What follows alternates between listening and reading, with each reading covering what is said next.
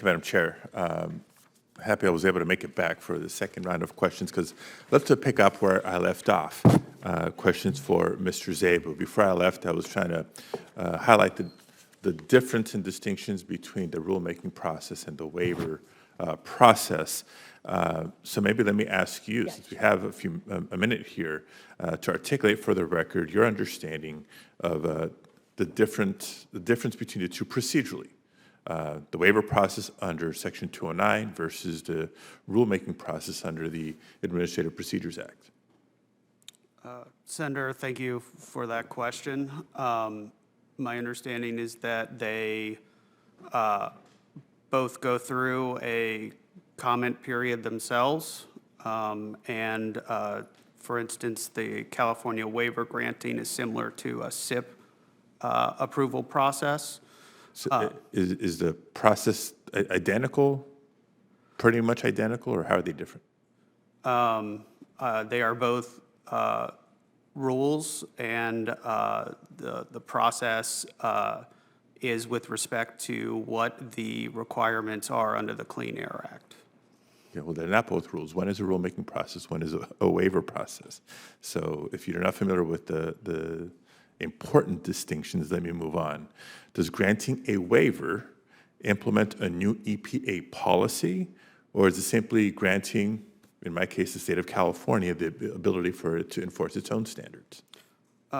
Similar to granting a state implementation plan, that would just be providing that state that authority. Good. That's my understanding as well. When the EPA does grant a waiver, when does it go into effect? My understanding is it goes into effect when it is signed. Right, automatically, right, immediately. And as a follow-up, you may or may not know the answer to this question.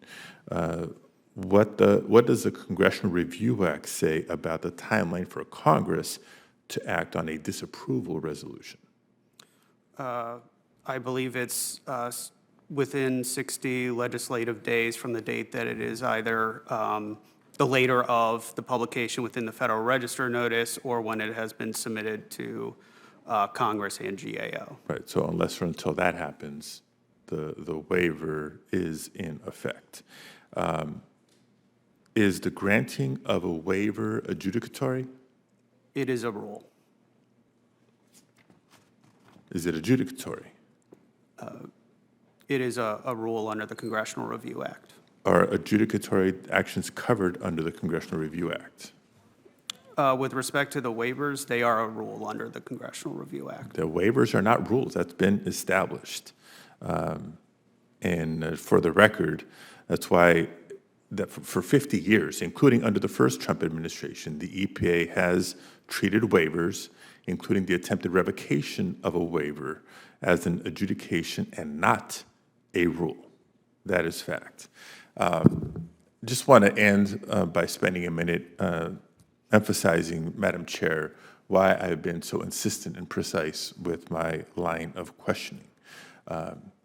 As I mentioned earlier, California has a disproportionate number of people who live in non-attainment areas, significantly.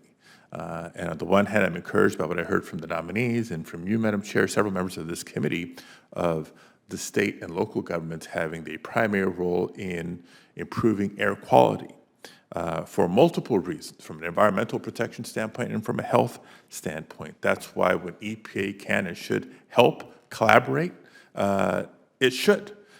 When it may not be willing to, it certainly should not hold up states and locals from going above and beyond if that's what they choose, if that's what their constituents need and deserve, so that we can have less Californians and less Americans in the future having to suffer from cancer or chronic lung disease and other impacts of the high levels of emissions, pollutions, and air contamination that so many communities throughout California and throughout the country currently suffer from. Thank you, Madam Chair.